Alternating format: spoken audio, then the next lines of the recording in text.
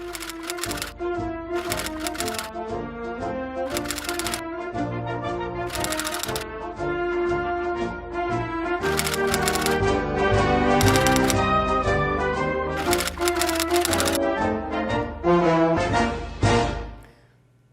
evening.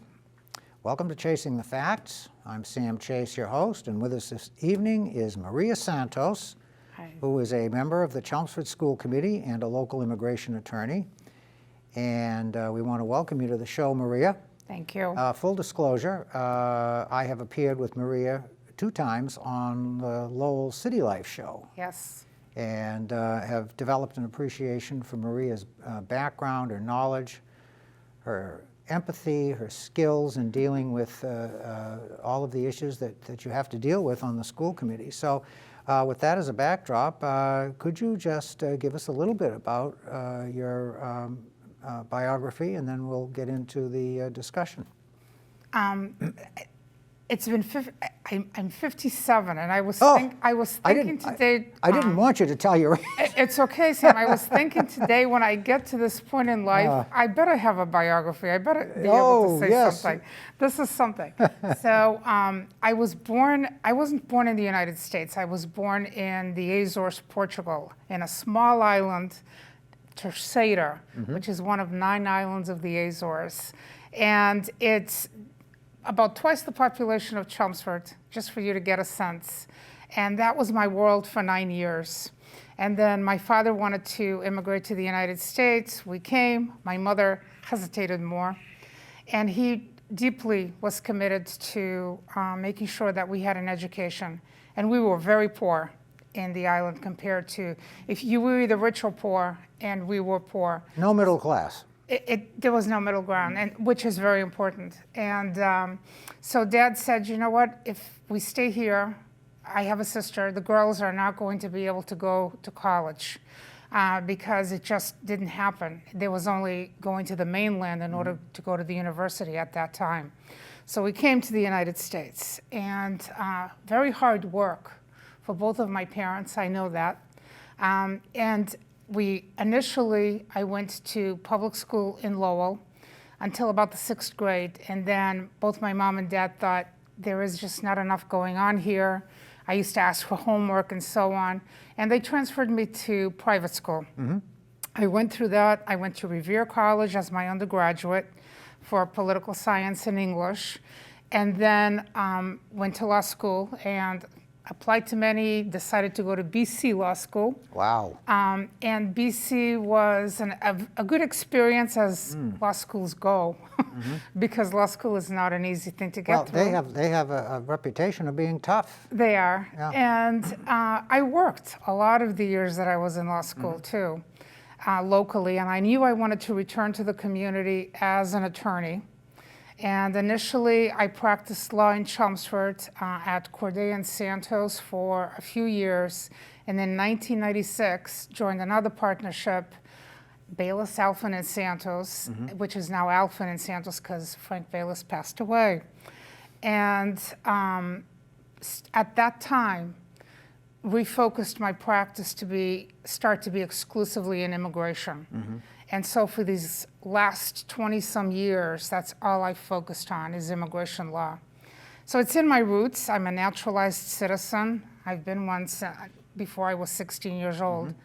This country is my country now. It is. I'm deeply committed to it and love it. And I enjoy participating in things and doing things. So I became very involved in the girls' PTOs at the various schools that they went to in Chelmsford. Let me ask you, just interrupt 1 minute. Now, how long have you lived in Chelmsford? Oh, I'm sorry, I skipped that whole part, That's okay. didn't I? Yeah. So we moved to Chelmsford in 1988. Okay. And I remember this exactly because it's also the year that I graduated from law school. Oh, well, yes. So 1988, we came. We've been here since then. Originally just with my parents, and then I married, but I only married in 2000. And my girls came along in 2004. I'm married still. I have twin girls, and they're juniors at the high school. I loved every moment of being a mother, the good and the bad. They're so worth the time that, watching them grow is a joy. And trying to teach them and prepare them for what's coming ahead, I think has become one of the most difficult things that any parent can do, because this life is just changing so quickly. Yes. That, whereas our parents, I think at least my parents thought, I will teach them the basics of this and they will be okay. We just can't do that anymore. And so when I think about education and bringing it back to what I'm going to tell you next about school committee, I think that that's very important for us to keep in mind, that we're really preparing our children for a world that's going to be very different in the next 10 to 20 years. Now, schooling and education. So the girls were born. I continued full-time as an attorney all the time that they've been a part of my life. And then I decided when they started in the first grade at Center School that it was important to participate. And I have some incredible friends, and one of them is Hannah Barker. And I remember Hannah being outside the door of Center School and saying, oh, the PTO needs some help, and here are some things that are going on. And she was very involved, and she told me about it. And so I met at that time with Chris Lefebvre, who was the president of the PTO at that time, and we talked about it. And then in the next year, I became the president of the PTO. Wow. And stayed president of the PTO while the girls were at Center. And then we went to McCarthy, and I became co-president with Kathy Poisson. And this was great because Kathy's children were at South Row.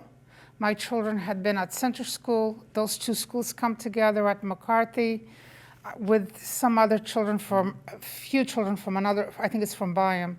And then when that happened, it was great because we already knew many of the parents in each school. And we were able to move forward with many things at McCarthy. And then the girls moved on to the high school. And at the high school, the PTO role is quite a bit less. And I was starting to feel a sense of, okay, I'm going to support them in the things they want to pursue. But overall, about policy, involvement, being a part of the whole experience and understanding what's going on, I felt a little sense of loss in a way. And the position on school committee opened up, and I talked to a few people, and they said, it would be nice to see you there. They were kind to me. I thought about the impact, because I think for my children, I don't want them ever to receive any kind of people to say, oh, you're Maria Santos' daughter, so I will do this, or Right, no. right. I No want them special treatment. no. Right. I want them to earn whatever they achieve. And I know they're those kinds of people, both of them. Talk to my husband about the involvement, because you can't do the things that I do, work full-time, have children, raise them the way that I wanted to raise them, and so on, without incredible support systems. And one of my incredible support systems is my husband, and the other one is my mother and my sister, and so on. If you're going to take on any of these political positions in town, whether it be school committee, board of selectmen, it doesn't matter. Those are the main boards that require probably the bulk of volunteer time. If you do not have the 100% full support of your family, you're not going to succeed. It just can't happen. Yeah, exactly. I agree with you. And in many ways, they accept the position right along with you. No question. So No question.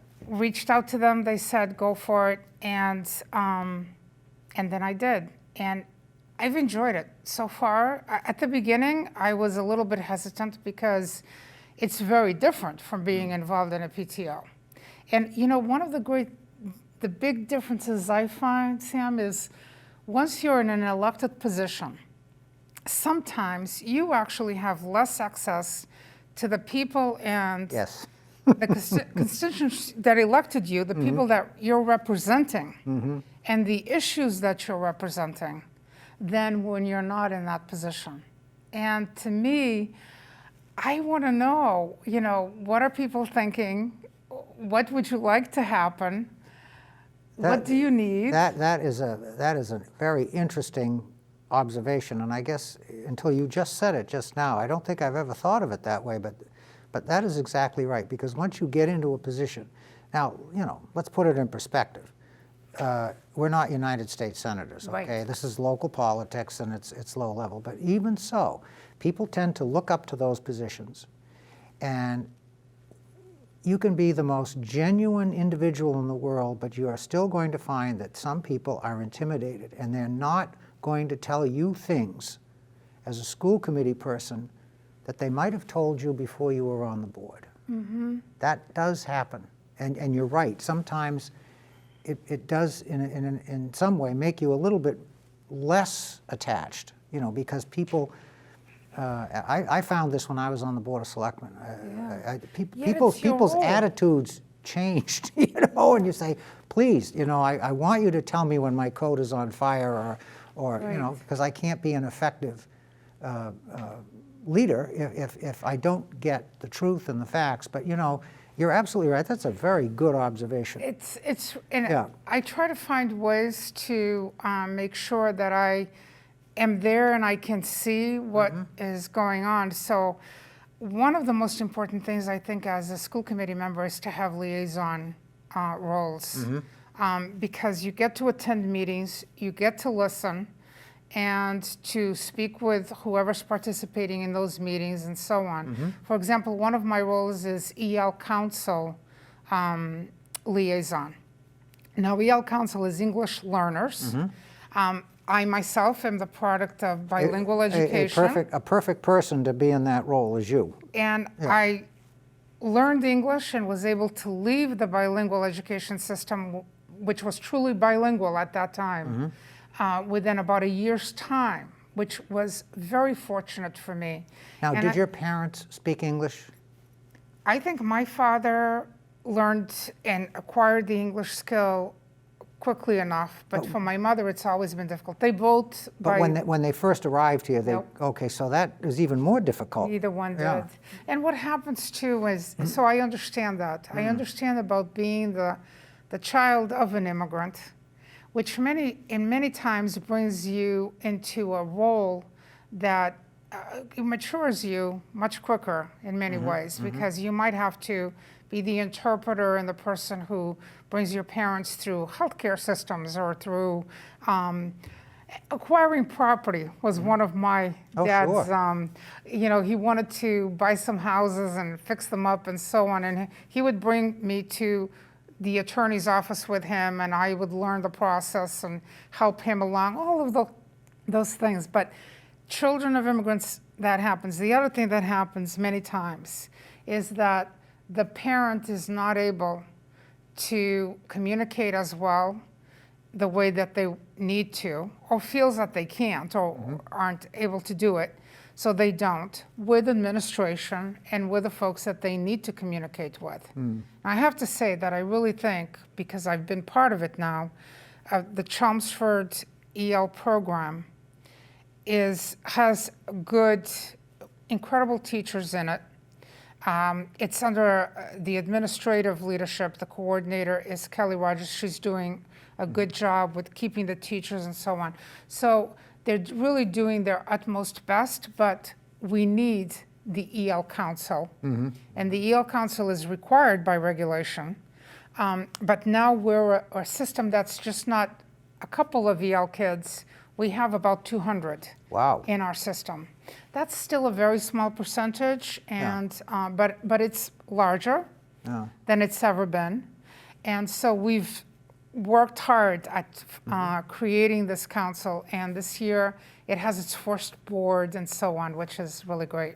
But that's something I can bring to it because I have that background, and so I'm enjoying. It's a different time in life, but it's still the same experiences in many ways. So that's a liaison position that you have that is within the educational framework, but you also have an assignment or two to other boards in the community that are not Yes. directly related to the, And I love the development. you do. Yes, I do. And again, full disclosure, I'm on the Development Commission, and actually that's when I first met you. Yes. And obviously knew about you because I followed your run for school committee. And I very, very quickly became a Maria Santos fan. Oh, thank you. That's very And kind of you. when you participated in our meetings, you had an awful lot of good insight and input, and very valuable. But can you talk a little bit about some of your external liaison, like the? Do you have another one in addition to the development? Yes, so I have two PTOs. Okay. My liaisons are the Harrington School, Okay. brings me back into the elementary level, which I love, and the middle school, McCarthy. Okay. So, and that was recent, the most recent for me.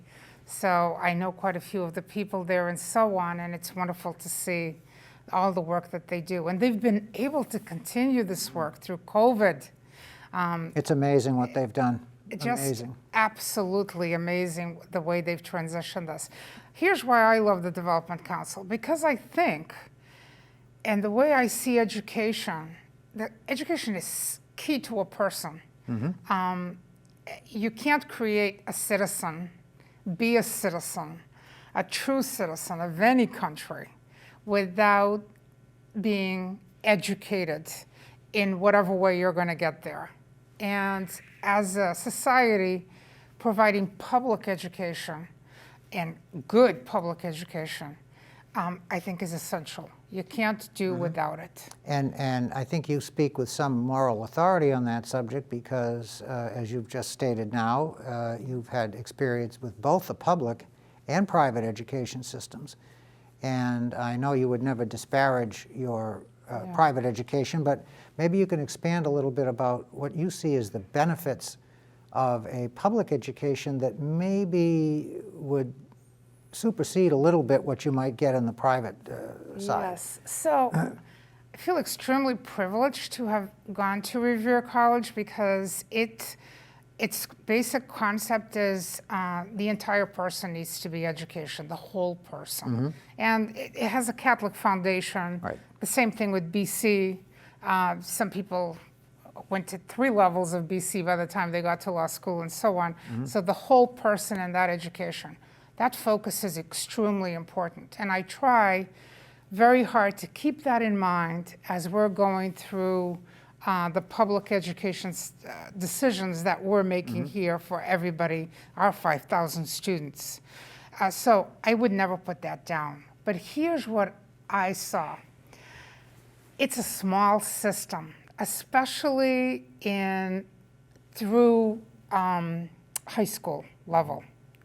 It's a small system in the sense that the people who go to those schools have selected them.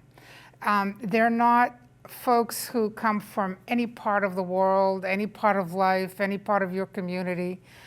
They're a select group by choice. They've made that choice to pay that tuition and so on, that commitment. But the offerings, at least to the point where I was in school, were limited. I remember going to take the SATs at Lowell High School, looking on the walls and seeing the names of the courses they were offering to their high school students and thinking, oh, I had one choice each year. I had to take this particular history course or this particular. And even today, I look at what my girls can choose to take at Chelmsford High School, and I say to them, this is a privilege and a blessing. We need to preserve this right and to continue to have that for you so that you can be exposed to as much as possible before you make big decisions about what your career, the path your career will take you. That, I think, is, and it's every facet of life. Okay, so you're going to belong to a club, to color guard, whatever it is, and you're going to have people in your color guard who come from all parts of life, and you're going to have to learn how to work with them and be part of that team and so on, and that's what's going to happen in real life as well. And I think that that's very important. People may not think of it that way. I do all the time. Well, I think that makes perfect sense, and that certainly is reflective of your life experience. It also is reflective of mine, and I think if you take a look what's happening on the national level today, I think you might correctly say, well, you know, a lot of our problems are a result of people being in their little bubbles and their little silos and not having that broader experience of having to make outreach to different kinds of people with different philosophies and so forth. And I think you're absolutely right. I think if you put your child in a public school, that child is going to be exposed, as you said, to more different kinds of people with different backgrounds, and that can only benefit everybody. You know, if they remain open to that concept, that they're going to be receptive and use that as a learning experience. And also to the community they actually live in. Exactly. Because many times if you go to a private school, you're not going to be within your community. Correct. You're going to have friends in many other towns and so on. But I think being part of this is one thing my girls have said to me often. This is where we want it to be and where we want to be. And it's being part of Chelmsford. Exactly. Which is what we're doing, right? We're growing our future citizens. If you go through the town or the city's public school system, when you get out, you truly are a product. You can truly call it your hometown because you've had that whole experience. Yep. You know, and I think that's very important. And we have many parents in our system. They'll walk into McCarthy, oh, this was my high school. Amazing. Or this is where I can. And that sense is something that I appreciate. I don't have it myself. I appreciate that. And I think that giving that to my children is important. A sense of roots, a sense of this is where I grew up and I understand where I am. That always makes you feel more secure as a human being. Yes. And yet it's not small. No, it isn't. And you know, these things that we're talking about, I think, are very important and, you know, may not be thought about really explicitly by people, but I think it's probably in people's subconscious. I think they gravitate toward these things because they realize that that's probably the best option for them, even without maybe thinking about it. So if you come back to the development committee, why I love that is because that's about the entire town. Yes. And where do we fit in the education system? I think when people choose to have an office building to bring employees into a town, when companies choose where they're going to be, they want to know that the education system is a good one. Absolutely. And I think that, you know, for me, I know personally, that's what I want to make sure, that we can provide the best quality we can, given whatever resources we provide, and fighting for those resources to make sure that our children have a good product. Correct. And I think if you ask any real estate broker in town, when they talk to families with children, prospects, the first question is, how are the schools? You know? And then, of course, the second question is, how are the taxes? Okay. But the schools are important. I think the first question. So that I think is very good. And you know, you've talked before on City Life. You've talked about the role of others other than the child in the educational process and the teacher. So, you know, we educate the whole child, but as good as the product may be from the Chelmsford Public School System, it's a community effort, I think. Yes. And can you talk a little bit about that and your philosophy and how you see that playing out in Chelmsford? Well, I think you really get a sense of that when you do participate in PTO, parents-teacher associations. And the reason is because when you're doing whatever you're doing, it could be as simple as you're running a coffee hour for somebody, or you're putting together an event for the children. You're not doing it for your child, you're doing it for everybody. And those children see you in whatever role you have in that PTO. You're an example for them. It starts there. And you treat, as a parent who participates, you treat everybody as if they were your own children. Okay, and I think that that's what community is all about. You have to make certain, community is just a little higher macrocosm of what happens in family. We make choices, we allocate resources, we do certain things and make sacrifices for the benefit of each other. Correct. It happens in community too. And in Chelmsford, we now have a larger group of folks who are older, senior citizens. I'm going to get there too. We're all going to get there. Yes, we are. We all will. And my mom is 82 and she lives right next door to us. So they're important to me too. They have to be. Right. So are my children, who are in the education system, which costs quite a bit. And if we want to provide good services to our seniors in the town, and we want to provide good services to everybody at any level, it's going to cost some money too. Yes. Fire departments, police departments, good roads, everything costs money. So when we're making decisions at a town level, and another thing I am is a town rep, Yes, you are. it is very important to be looking at whatever we have and at what point do we make a sacrifice and for who? And at what point does that particular group need more than another group and so on. Those are very important decisions to make for our whole community. And when I'm doing it, I want to be as informed as possible about that decision that I'm going to make. And I want to be able to see all sides of it, all perspectives. Yet I know that I'm sitting on the school committee, and that will indicate to anyone that that's a priority for me. It has to be a priority for me. We shouldn't anyway. At least I'll say how I feel about it. I don't vote for people in the school committee whose agenda is to dismantle the school system, okay? So I want people on the school committee that are going to advocate for the schools. Even if that means that may be in conflict sometimes with the thought that we can't afford this or we can't afford that. I don't care. I want that person to be advocating for the schools, you know?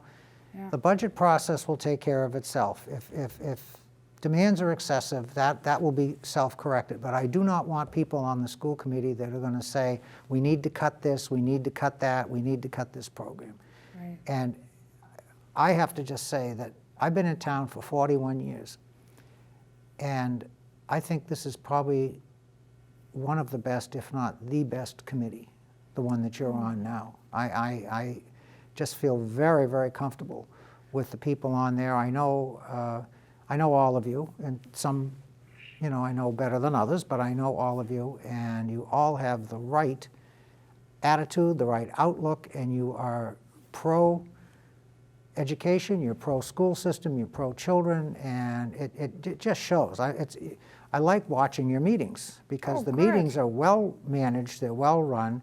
You work very well with the school superintendent and the administration, and it's really a good model.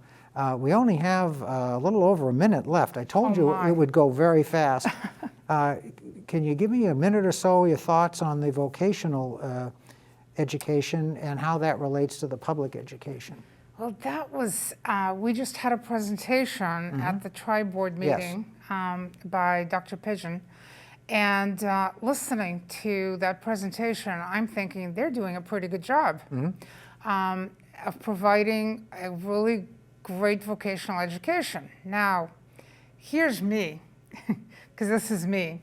So personally, I think it's very important to educate the whole person.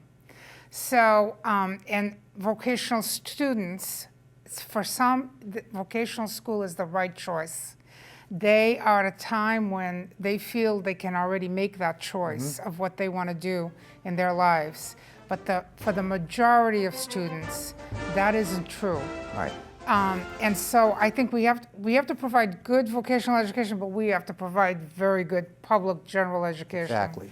to everyone because not everybody is ready for that choice. I think that's very well said, and we are down to about the 10-second time, so I just want It's to been a thank you. pleasure. Thank you, Yeah, Sam. well, thank you very much for appearing on the show, and we will have you back to discuss another aspect of your background and career. Thank you very much. Thank you very much.